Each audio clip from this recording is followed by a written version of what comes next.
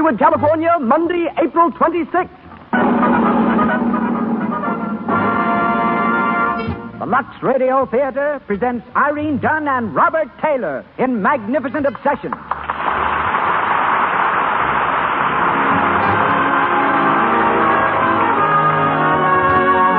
Lux presents Hollywood. Our stars, Irene Dunne and Metro-Goldwyn-Mayer's sensational personality, Robert Taylor, with Pedro de Cordova, Sarah Hayden, and Barbara Kent. Our guests, Dr. Lloyd C. Douglas, author of Magnificent Obsession and other best-selling novels, and John Arnold, head of Metro-Goldwyn-Mayer's Camera Department and president of the American Society of Cinematographers. Our producer, Cecil B. DeMille. Our conductor, Louis Silvers. On behalf of our sponsors, the makers of Lux Toilet Soap, welcome to Hollywood and the Lux Radio Theater.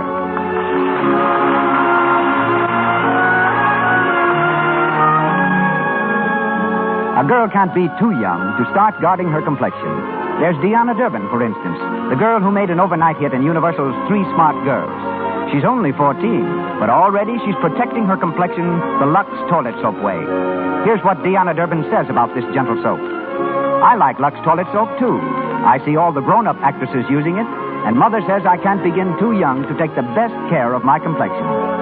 Grown-ups use Lux Toilet Soap to guard against cosmetic skin, dullness, tiny blemishes, enlarged pores. Its active lather removes cosmetics thoroughly, keeps skin clear and smooth. Try it for yourself and see. And now, our producer, ladies and gentlemen, Mr. Cecil B. DeMille.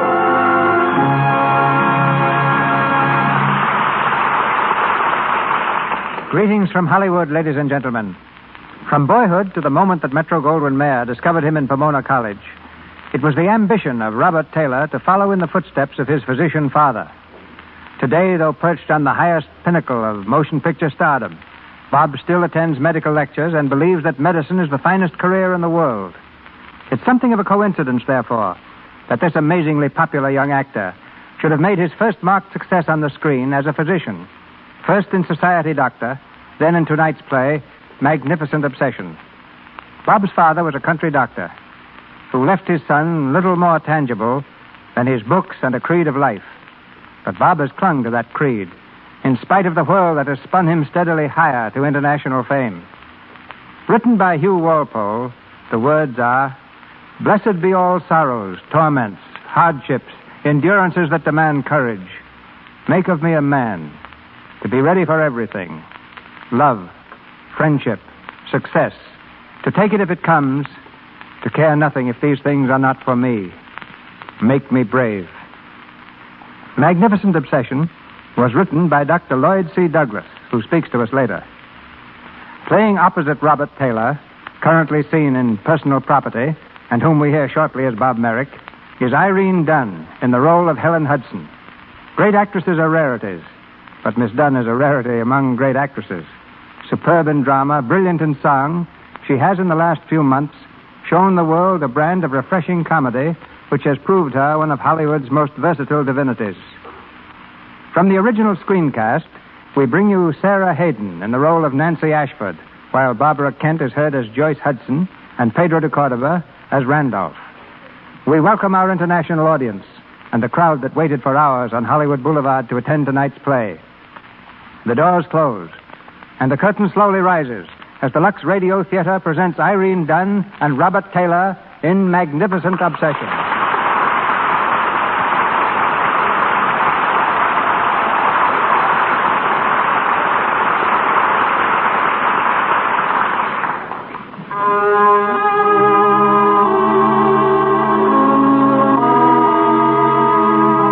Dr. Wayne Hudson, an eminent brain specialist, died one midsummer evening. Died by drowning in the lake near his sanatorium. His death was a shock to the world, especially to those in the field of medicine. It's late at night now, and we're in an office of the sanatorium. Deeply conscious of a great loss, Nancy Ashford, the head nurse, is speaking to one of the younger girls. The routine of the hospital will go on as usual. Dr. Hudson would have wanted it that way. Yes, Mrs. Ashford. Have the other nurses take their regular room assignments for the night. Tell them to be especially careful not to disturb the patients. Yes, ma'am. Oh, Evelyn. I can't help it. Everyone loved him so. He was so kind. I know, dear. But we have a hospital to take care of. Patients who need us. Yes, ma'am. I want you to take room 417 tonight.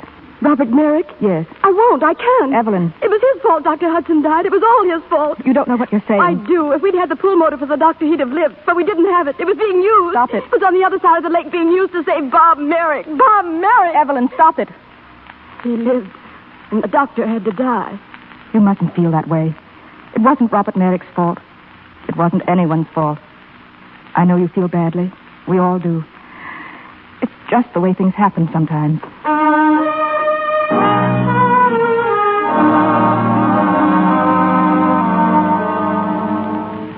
Mrs. Hudson? Yes? My name is Perry. Well, how do you do, Mr. Perry? I've been expecting you. Sit down, please. I dislike coming so soon after the funeral, but... Quite all right. Business matters can't wait very well, can they? Well, no, especially this one, Mrs. Hudson. Yes. Well, Mr. Perry. Oh, what? Forgive me, please. I had no idea you were so young. I was my husband's second wife. We'd only been married a short while. Yes, I know. I have a stepdaughter, only a year younger. But go on, please. Well, as you probably know, Mrs. Hudson, I was your husband's financial advisor. And since his death, I've been going over the books very carefully. You know, it seems almost incredible, Mrs. Hudson, but there's very little left. I see. He never kept much of a balance at the hospital. Everything was transferred to his personal account. But look at these withdrawals. Cash $5,000. Cash $2,000. Cash $10,000. Have you any idea what these were for? My husband was always a very generous man. You mean he gave this money away? Well, I don't know the details, but scores of people have been coming here to the house, and they all tell me the same story. At some time in their lives, my husband befriended them, helped them, gave them money. When they tried to pay him back, he refused to take it. He said he couldn't take it back, that he had used it all up. Used it all up? Well, that's strange. What did he mean? I don't know. No one seems to know. Helen? Oh, yes. What is it, Joyce? Mrs. Ashford has to go back to the hospital. She's leaving now. Oh, I thought she was staying. Will you excuse me, Mr. Perry? Of course. Who is he, Helen? His name is Perry. He had something to do with your father's finances. Oh. Helen, I wanted to say goodbye. Oh, yes, of course, Nancy. I'll drive up to see you soon. I hope so. Oh, here, before I forget, I've got a letter for you. Oh, thank you, dear. It came to the hospital this morning. I thought I'd better bring it out. Joyce, it's another one. Another? Yes, listen. I was a friend of your husband. He helped me once many years ago, but he would never let me repay him. If ever I can be of service to you, do not hesitate to call on me. It's signed Randolph. Randolph? I don't think I ever heard Dad mention him. I can't take it back. I've used it all up. What? Nancy, did you ever hear Dr. Hudson say anything like that? I can't say I have. Dear, if I only knew what it meant. Well, I've got to hurry. They've just called me again. What's the matter? Is there anything wrong with the hospital? Oh, it's that young idiot, Bob Merrick. He's having another tantrum, threatening to leave. She'll think you'd be glad to get rid of him. And I think if it hadn't been for him, the greatest heart that ever beat in this world would be beating tonight. Well, I hate him. I hate him. I hate him.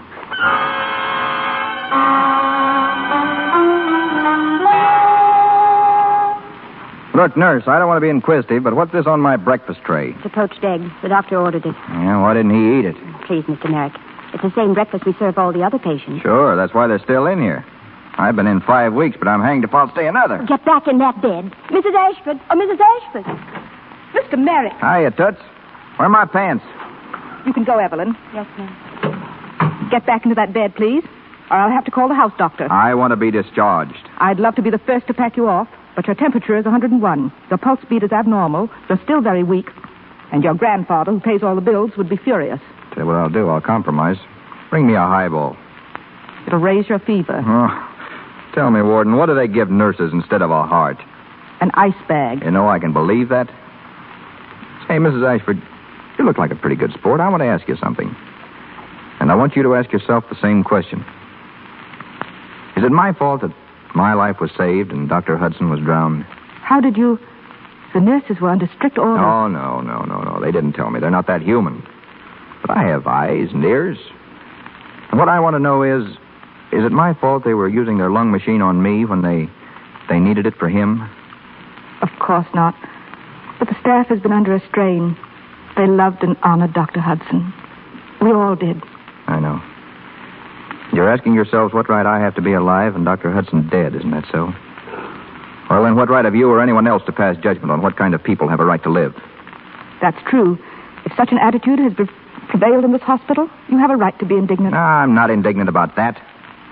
I'm indignant because I feel the same way. What? Sure. I know I'm not worth anything, let alone a great man's life. It's a darn shame the wrong guy had to go. There it is. We all have to make the best of it. He's dead. I'm alive. We're both out of luck. Please, Mr. Merrick, you mustn't talk like that. Well, it's true, isn't it? Now that I've apologized for being alive, what about having me pardoned so that I can get out of here? I'm sorry, but you can't leave yet. Is that final? Final. You'll regret this, Mrs. Ashford. You'll regret it more if you leave. I'll come and see you again this evening. Final, huh? Hello. I want Elm 302. What? It's my house. Can't I speak to my own butler? I have some rights around here. All right, then. Come and see me this evening. Hello? Hello, Horace. Now, look, Horace, this is Mr. Merrick. I want a car. A car, an automobile. Yes, I want it left at the gate of the hospital. Well, sure, I'm leaving. Yes, I thought you'd like to be the first one to know, Horace. Now, listen, bring me a suit and a shirt and a pair of shoes and leave them in the car for me.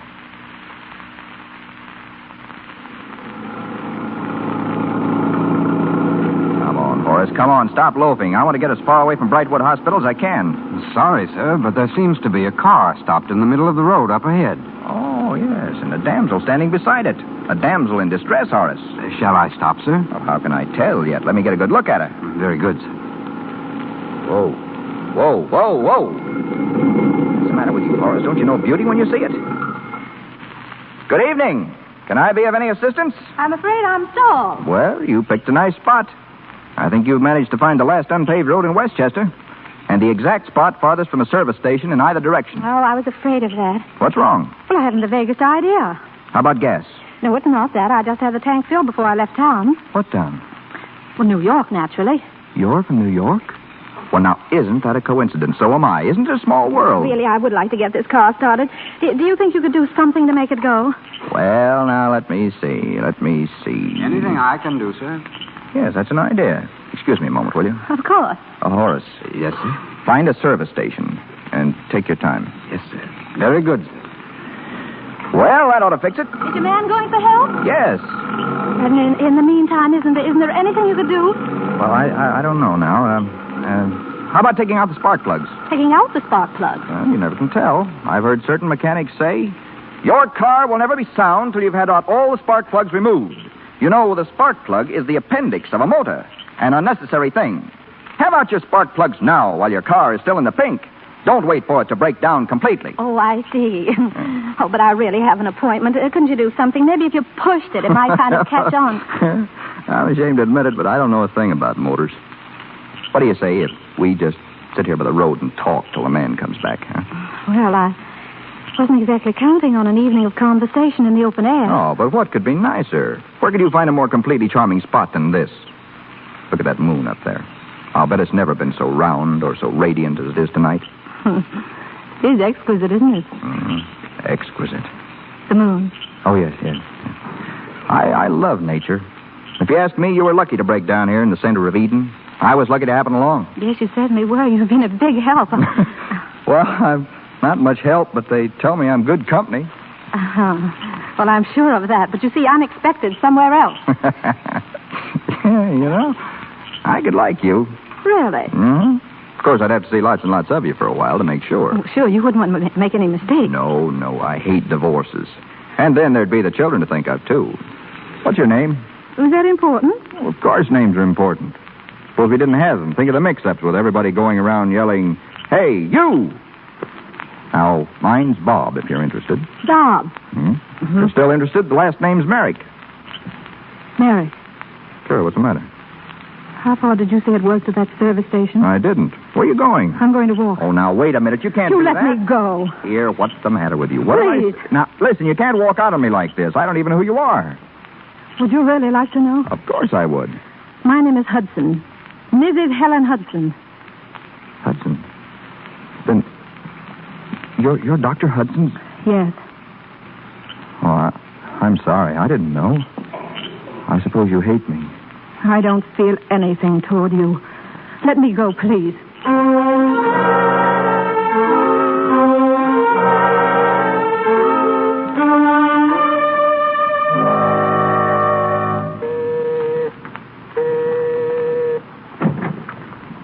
Good evening. Is Mrs. Hudson in? No, sir, she's not. She still lives here, doesn't she? Oh, yes, sir. Yes. Well, then I'll wait. Oh, by the way, did you give Mrs. Hudson my note? Yes, sir. And that reminds me. I was unable to get an answer, so here's your $10 back. And the note, sir. Couldn't you even open it? I don't know, sir. That's how I found it. In the wastebasket. Oh, I see. All right, thank you.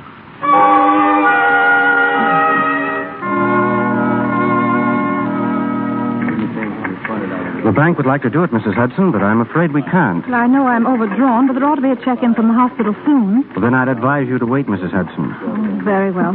Thank you. Mrs. Hudson! Mrs. Hudson! I beg your pardon. Miracles do happen. Really? Yes, really. Here I stand looking at you. And a moment ago I was surrendering my last illusion, vowing to hate the world forever. Well, that's very unfortunate, Mr. Merrick, but I don't see how I could prevent you from doing that. Oh, now, wait, please. My car's just across the street, and I've got to speak to you. Let me take you home. No, I'm very sorry. Oh, for the love of heaven, melt, Mrs. Hudson. Unbend. Be human. Are you smiling? Are you actually smiling at me? I'm on the verge of shrieking in hysterics. Well, then come on before you change your mind.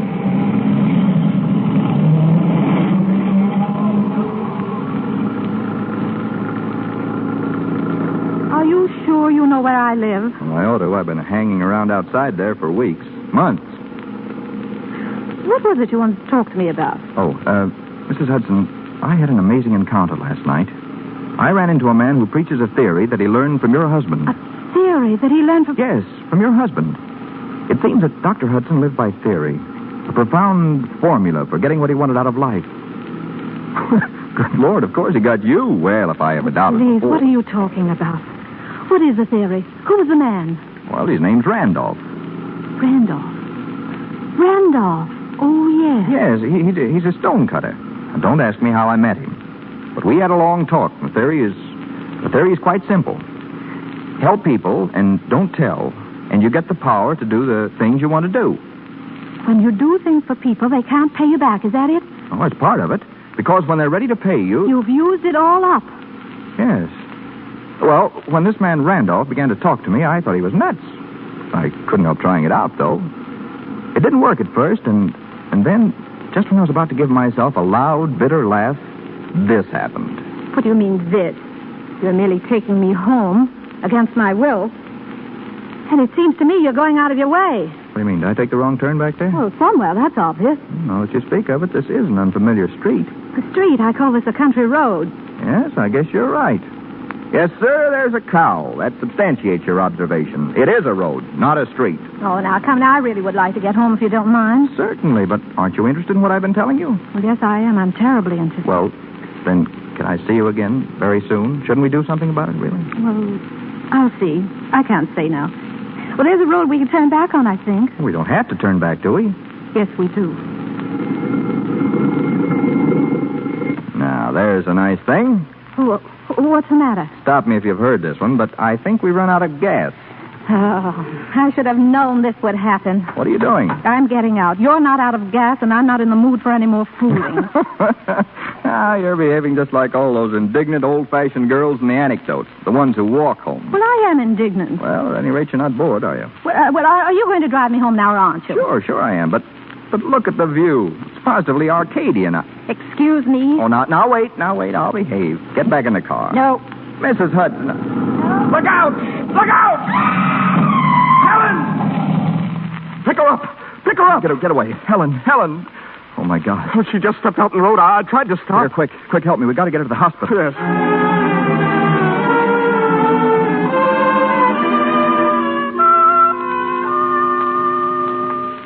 How long will it be, Nancy, before they know something?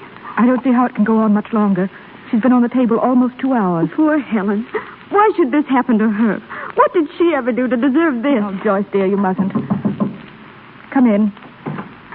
Mr. Merrick. I've been waiting outside. I had to know. How is she? How is she? You asked that. You, of all people. As if you hadn't been the cause of enough unhappiness. No. Don't say that, please. It was an accident. An accident. Mrs. Ashford? Oh, Dr. Ramsey. Is she all right? She's going to live. Oh, thank God. But, well, I'm afraid she'll never see again. Doctor. Never see. Do you hear that? Never see again. The rest of her life she'll be blind. And why? Because of you. Because of you. Joyce, dear. I don't care. It's true, isn't it? Why shouldn't he suffer too? I want him to suffer. He's responsible. Go in there and look and see what you've done. It is my fault. All of it.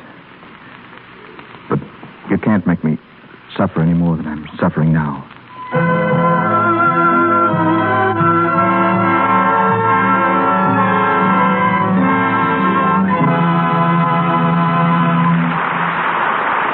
You've been listening to Robert Taylor and Irene Dunn in the Lux Radio Theater's presentation of The Magnificent Obsession. Now, before we go on with our play, let's step outside to the stage door a minute. There's a blue roadster in the parking place behind the theater, and a pretty girl is in it. She seems a little annoyed. Good grief, Eileen. Where have you been? I've been honking this horn for 20 minutes. Oh, bah. I tried to get in to see Irene Dunn without a ticket, but no luck. They're all filled up. In a fine state you've got me in, waiting. I'm going out with Bill at 7:30. Now, how am I going to make it? Phooey, you've got plenty of time. Oh, have I? I was going to take a nap. I'm dead on my feet. Gosh, I'm sorry. But look, I'll tell you something that's actually better than a nap. When I'm tired and I have a date to keep, I just slide into a warm, lathery Lux toilet soap bath and relax. You feel like a million when you get out. Leaves your skin so fragrant, too. Such a grand, expensive perfume. Eileen knows her beauty baths all right. The perfume of Lux toilet soap is a blend of 34 costly ingredients. Yet Lux toilet soap is so inexpensive that anyone can afford to use it freely. And here's another thing. Its active lather removes perspiration, every last trace of dust and dirt from deep in the pores. That means it makes you sure of daintiness, sure your skin is sweet. Why don't you make a Lux toilet soap bath your daily beauty bath? You're sure to love this soap 9 out of 10 screen stars use. Mr. DeMille takes us back to our play. We continue with Magnificent Obsession, starring Irene Dunn and Robert Taylor.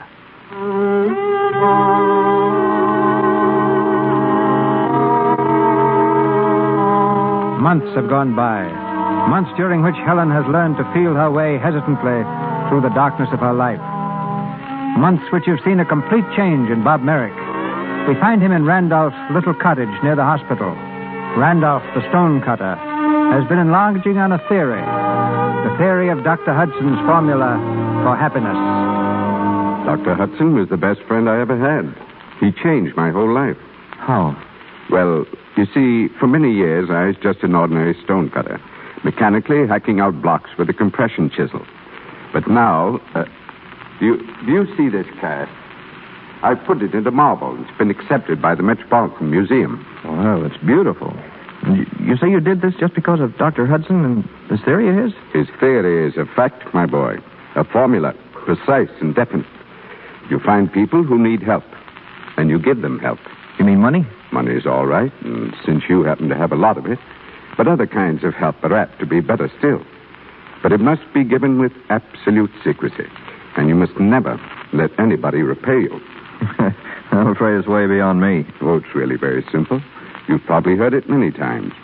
Now, in this Bible here, there's a page... The Bible? Oh, I don't think It's only a single page. Oh, I won't point it out to you. You must discover it for yourself. But the man whose life is recounted here by those who knew him was the one who originated this science of generating human power. And so successfully did he practice it that he is more alive today, burning in the hearts of men, than he was over 1,900 years ago when they nailed him to a cross. Well, then, if I help people and I never let them repay me, I can have anything I want? If you know what you want, my boy. Oh, yes. Yes, I know what I want.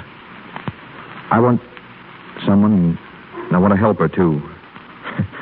It complicates things, doesn't it?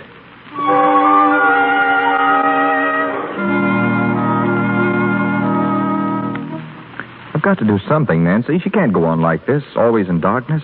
We've been doing things, Bob. There's somebody who can help her. There must be.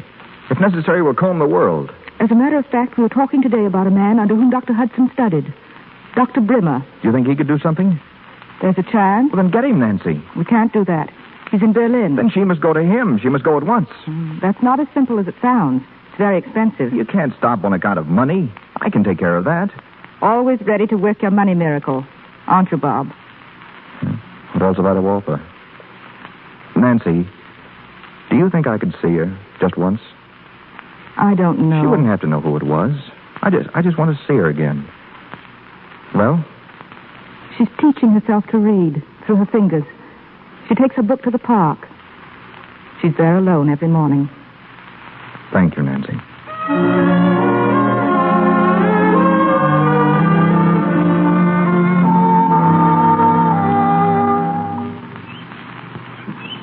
If you will but be mine, you shall dine on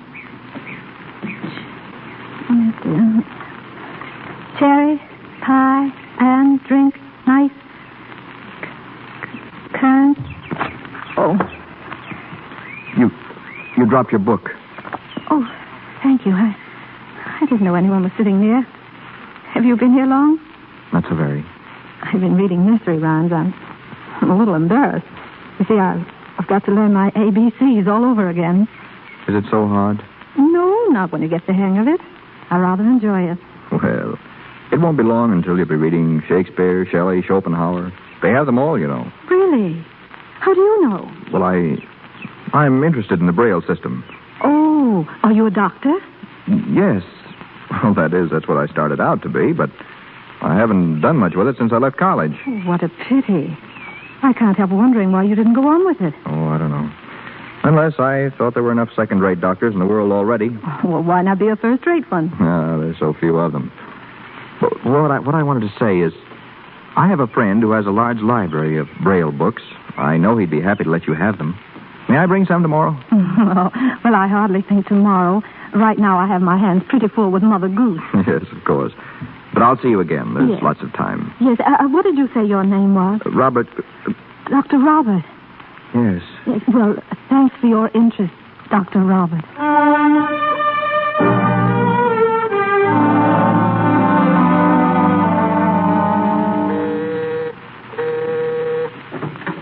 Good morning. Good morning. Is Mrs. Hudson in? Who should I say is calling, please? Oh, it's not important. I just wanted to know how she was. Is that Dr. Robert, Susan? Ask him to come in. Come in, please. Oh, I don't think I'd better. Is Miss Joyce Hudson at home? No, sir, she's not in. Oh, well, In the living room, Doctor. thank you. Dr. Robert. Oh, now please don't get up. I recognize your voice. Well, I was just passing. I thought I'd drop in and find out what's been keeping you indoors. You been ill? No. Joyce had to go to New York on business for me, and she made me promise I wouldn't go out while she was away. But come on, sit down. My, I'm glad you've come. The most wonderful things have been happening.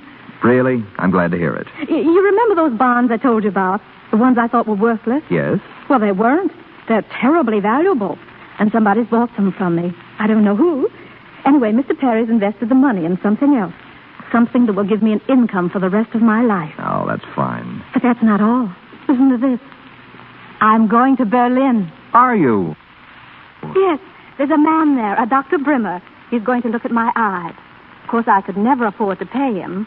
I suppose he's doing it as a tribute to what my husband stood for in the medical profession. Anyway, Nancy said it would be very ungrateful of me to refuse. Refuse? You're not thinking of refusing? Well, I have been a little. You see, I've had so many disappointments, and of course, if he agrees with the others, that there's no Oh, hope. but he won't. A man like Brimmer doesn't have disappointments. He'll be able to give you back your sight, I'm sure. Has it meant so much to you? So much. I wish I deserved to have you say such a beautiful thing to me. You do. You might think differently if you saw me. Well, how could I? It wouldn't matter what you looked like. I see better now than I used to, really. I used to see only people's faces. Now I look into their hearts. Oh, Maria, I'm getting maudlin. You'll still be the same kind friend. You won't change. I mean, if my trip is successful. No, I won't change ever. Helen, where are you? Oh, it's Joyce. Well, I think I'd better go. Oh, no, please. In here, Joyce. No, I want you to meet her. She's heard me talk about you so much. Really, I just came. Oh, Joyce, darling. This is my friend, Dr. Robert. How do you do? Dr. Robert? What's wrong, dear? Are you the man who's been meeting Helen in the park, helping her to read, seeing her home? Well, I tried to help a little. Joyce, what is it? Do you know Dr. Robert? No. No, I've never seen Dr. Robert before in my life.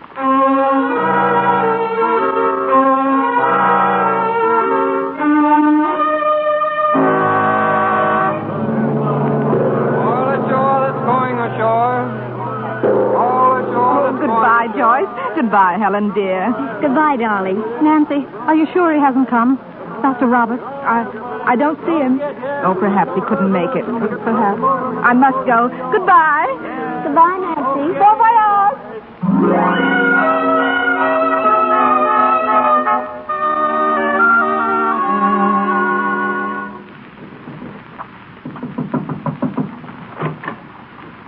What is it? The American papers, Fräulein. Thank you. Who is it, Joyce? Just the hotel boy. Helen, what are you doing up? You promised me you'd try to get some sleep. I couldn't sleep. I'm not tired. Darling, you've been through such a lot. The doctor said... Yes, I know. What does it matter what the doctor said? I don't need sleep. Oh, I don't know what I need. Oh, I'm sorry, dear. I'm just not myself. I know. You're all unnerved. All this way to Berlin, all these weeks, and... Yes, for nothing. Even Brimmer can't help me, Joyce. I'll get you some hot milk. It'll put you to sleep. If it only would. I'll only be a minute, darling.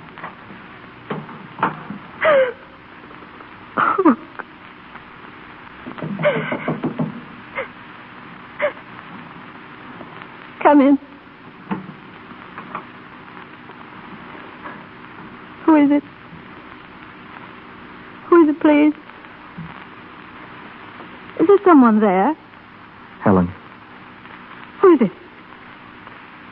Is it Dr. Robert? Yes, dear. Oh, is it really you? I can't believe it. I hope you'll forgive me for just dropping in like this. Forgive you? How did you happen to come here? When you weren't at the boat, I didn't think I'd ever see you again. I had to see you, Helen. You didn't come all the way to Berlin just to see me. Yes. Are you glad? Glad. It seems as though you must have known how much I needed you. Has it been so bad? Days and days of waiting. And at last to learn there's no hope. I'll never see again. Oh, no, don't say that. You're going to see. With my eyes. That's why I came. Listen, you called me a friend once. Will you let me think you meant it? Will you let me sit with you, ride with you, be hands and eyes to you? Because I've nothing else to do the whole rest of my life but help you see whatever you want to see. Will you? Oh, I couldn't be a burden to you. A burden. If I ever did a good deed in my life, if I ever thought a good thought, I'm rewarded now, if you'll let me. We'll forget all about doctors, shall we? Except me. I'm not much of a one. We'll start with Paris. Do you know Paris? Have you ever been there before? No, but I've always imagined it. Well, you're going to see it now. And London and Copenhagen and Switzerland. All the world, Helen. Oh. Through my eyes.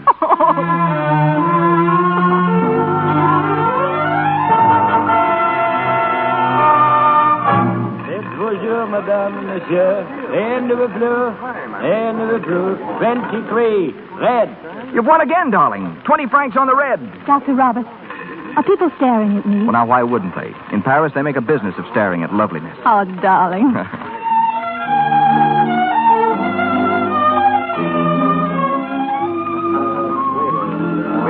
There's a crowd in the cafe, Helen, and tables with gaudy check cloths. Montmartre. I've dreamed of it. It's thrilling. And there's all Paris. Paris from the top of the hill, stretched out at your feet. Like a jeweled mantle. Yes. I can almost see it. Happy? Very. A moment like this on such a night.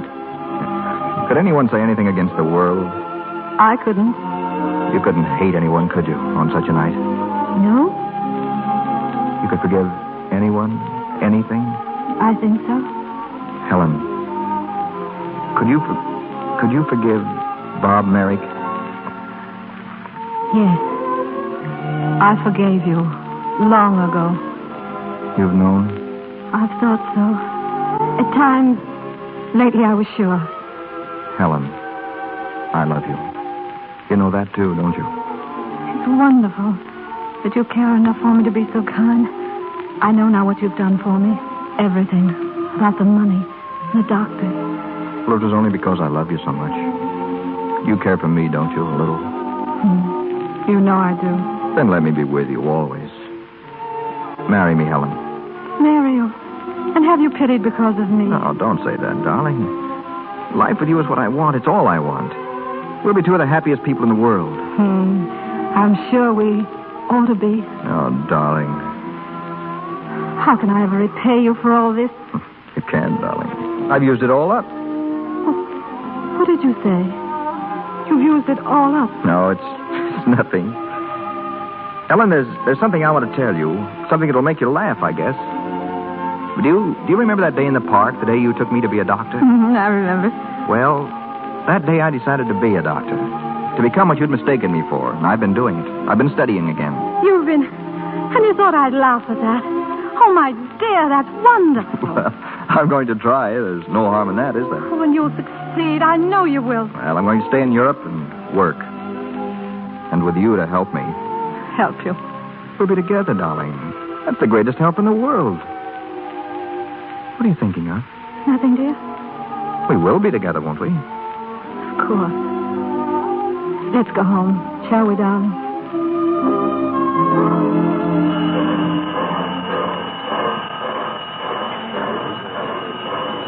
Excuse me, is this the ticket office? Oui, mademoiselle. The Travelers Bureau. Yes, that's what I need. Now, I'd like a ticket on the boat train to Cherbourg, please, and a passage on the first steamer to America. Oui, mademoiselle. Will you sign your name on this, please? No, I'm sorry. If you'll just place my hand exactly where I'm to sign. Mademoiselle? Yes, I can't see. Oh, pardon, mademoiselle. Now, you'll have to furnish me with a guide of some sort. That can be arranged, can't it? Of course, but is mademoiselle traveling alone? Yes, I'm traveling alone.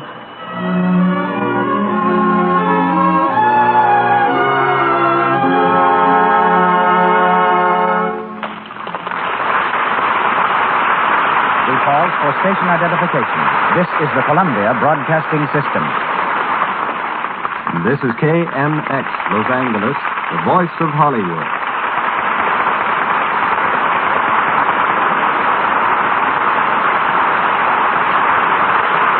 Robert Taylor and Irene Dunn continue with Magnificent Obsession shortly.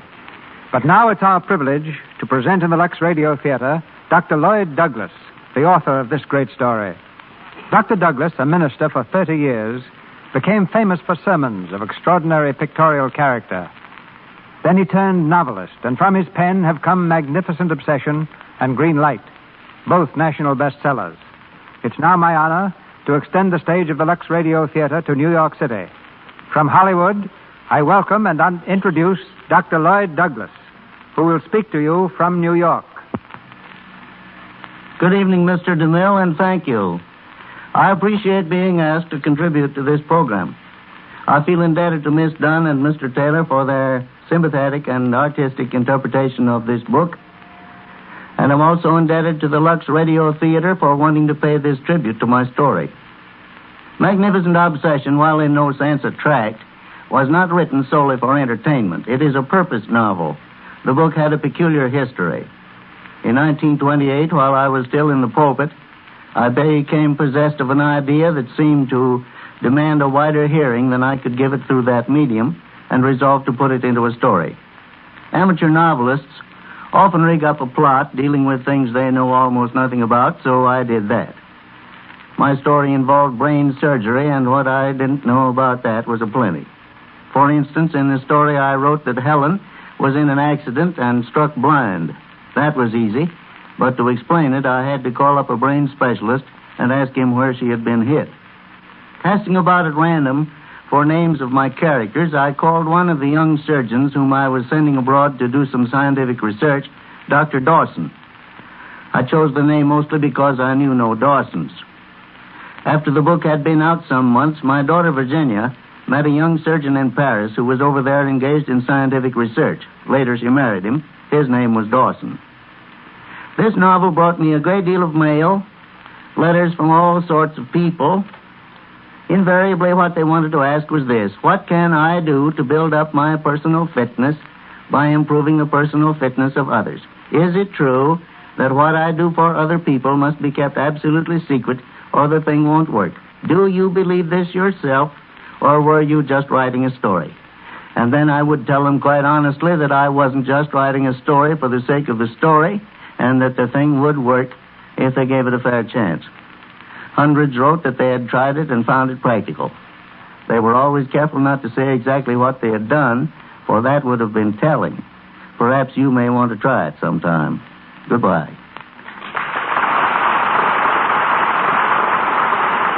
Dr. Douglas, you have our thanks. We're back now on our stage in Hollywood, where Irene Dunn and Robert Taylor resume the story of Magnificent Obsession.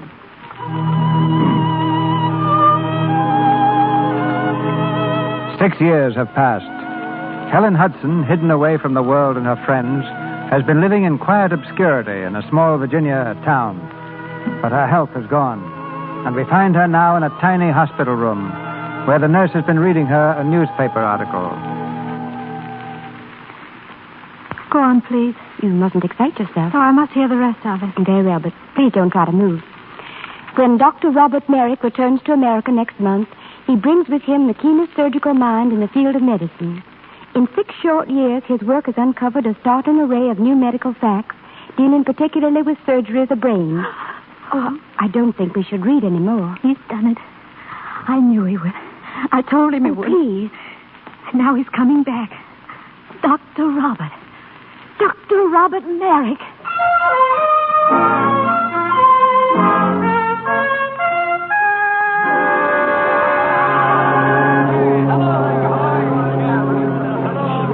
Nancy, there he is. Bob, over here, Bob. Nancy, Joyce. Oh, Bob, I'm so glad to see you. No more than I am to see you. Where's your luggage? Oh, it's on its way to the hotel. Hotel? You're coming home with us. Come on, the car's over here.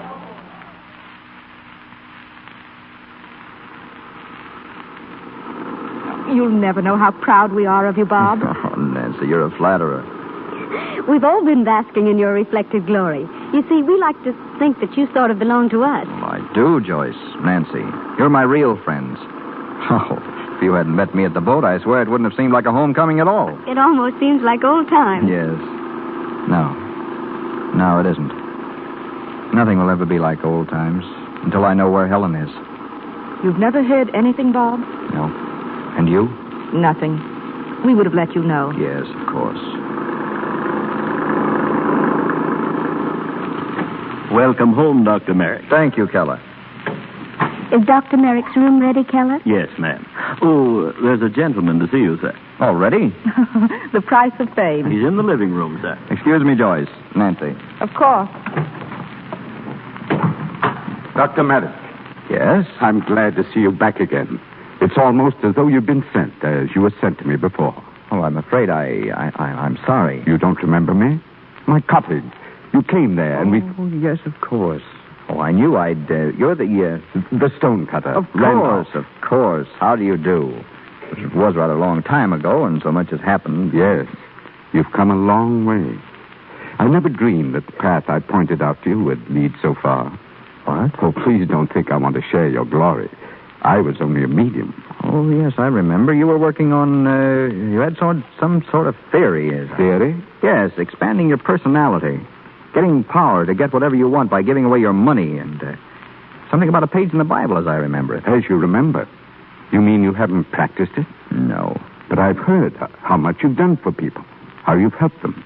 In the slums. Oh, that... Well, you see, I'd lost someone who meant a great deal to me. I was always afraid she might be alone, friendless. So, whenever I put out my hand to anyone, it was with the hope that maybe someone would do the same for her. You did it for a woman. Christ did it for humanity. That's the only difference. I feel more than ever now the real purpose of my visit. What is it? 2 weeks ago, I was called to Virginia to select the marbles for the state capitol.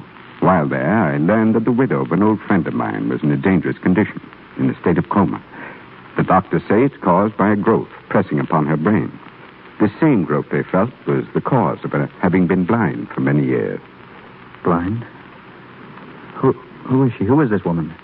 Helen Hudson. Helen? Are you sure? Nancy! Nancy! Are you sure? I'm positive. Oh, thank God. Bob! Nancy, we found her. We found Helen. We found her, Nancy.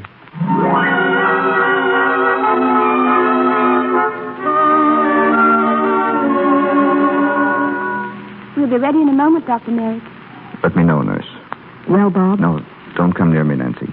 We're almost ready to operate. Oh, who's going to do it? I am. Oh, Bob. Would you like to see her? She's still in a semi-coma. Come in.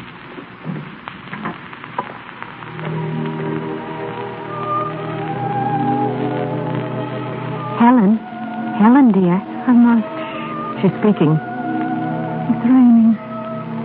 It's raining awfully hard. But I must get away before the others wake up. I must hurry. Hurry. Helen, you can hear me. It's Bob. Bob Merrick. There's my pen. I want to write a letter. Joyce, Nancy, you've been so good to me. I'd only be a burden. Don't try to find me. Helen, dear, we're here. Robert. My darling Robert. I'm leaving. Leaving you. Oh, it's so hard to write when you're blind. Won't the rain ever stop? Robert, darling, it's so wonderful that you're going to be a doctor. Oh, I mustn't be in your way. A burden on you.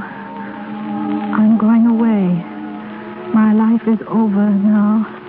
I'm going away alone in the darkness.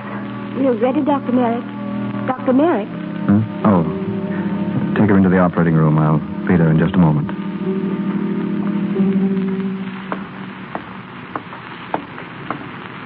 Dr. Merrick. Oh, Randolph. I've been waiting for you. Is it over? Yes. She's all right. She'll live. And her eye? I don't know. We haven't taken the bandage off yet. I'm going to do that now. God bless you, my son. Thank you. Oh, and Randolph. Yes? I found that page in the Bible.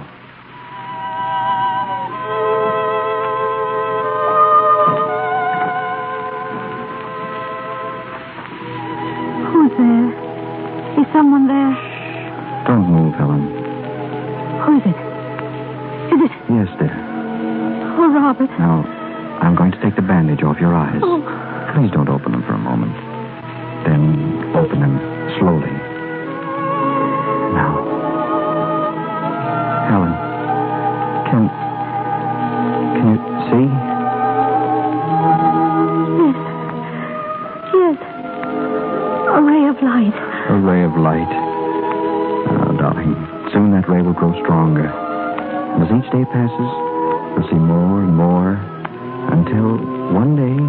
Until one day, I shall see you, my darling.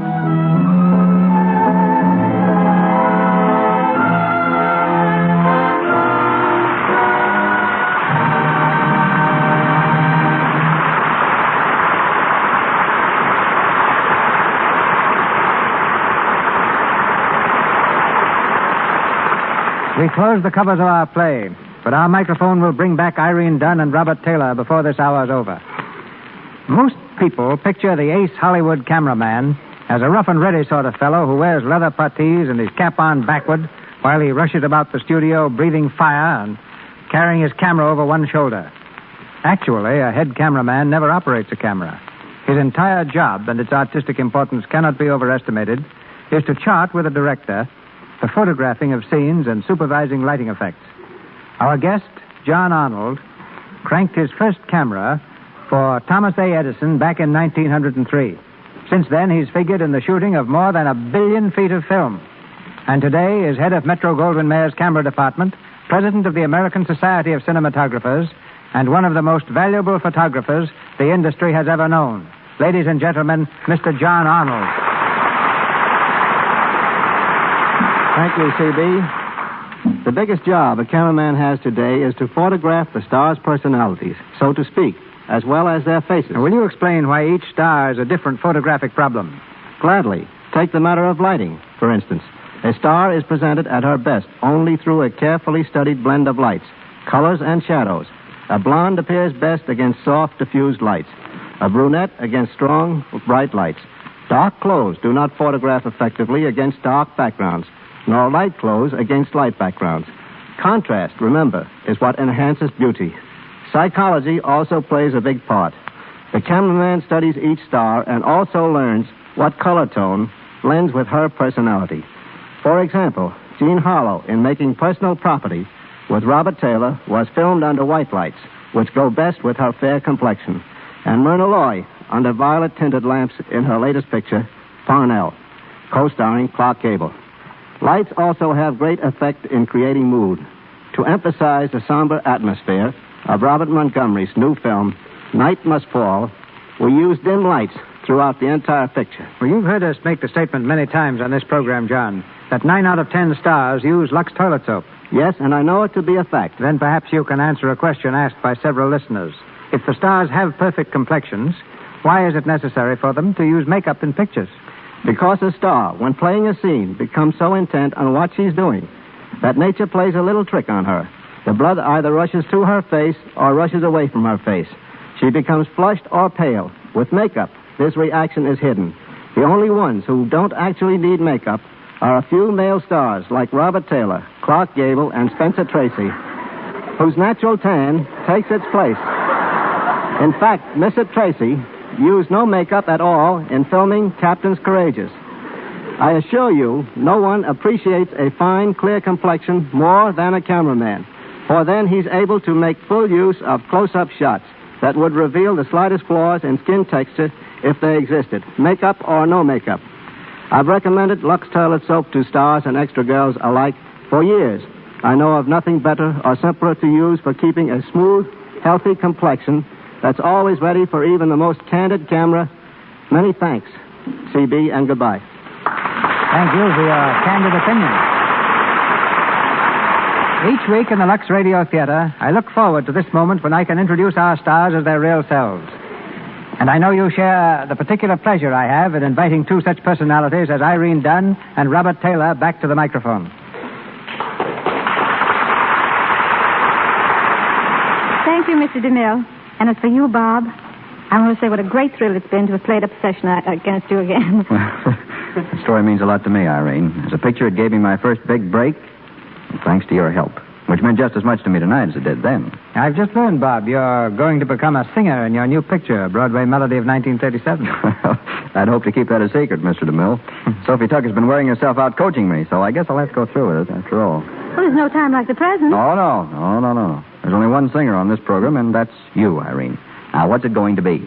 Oh, well, I don't know. Do you think it's a good idea, Mr. DeMille? A great idea. Why not a song from your new Paramount picture, High, Wide, and Handsome? Well, all right. I'll sing The Folks Who Live on the Hill by Mr. Kern and Oscar Hammerstein.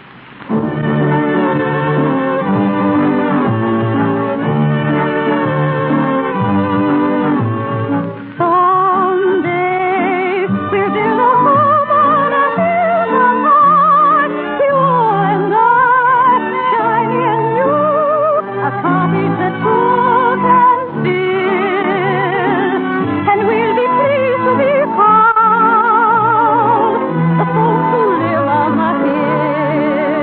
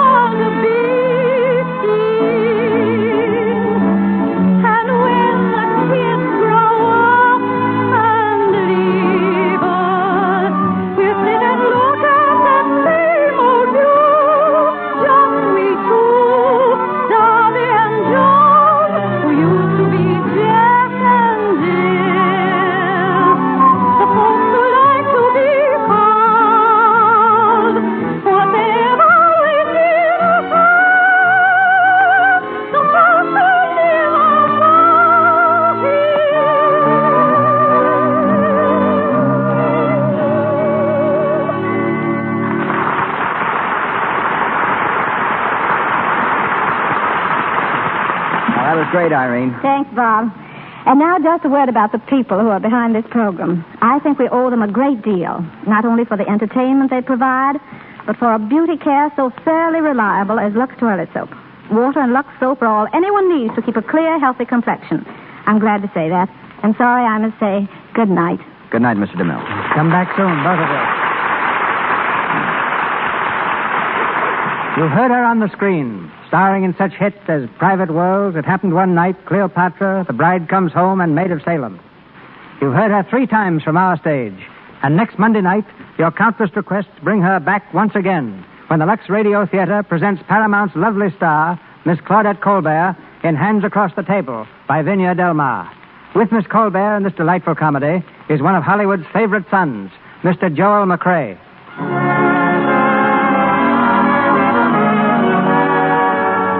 Our sponsors, the makers of Lux Toilet Soap, join me in inviting you to be with us again next Monday night when the Lux Radio Theater presents Claudette Colbert and Joel McCrea with Walter Pidgeon in Hands Across the Table. This is Cecil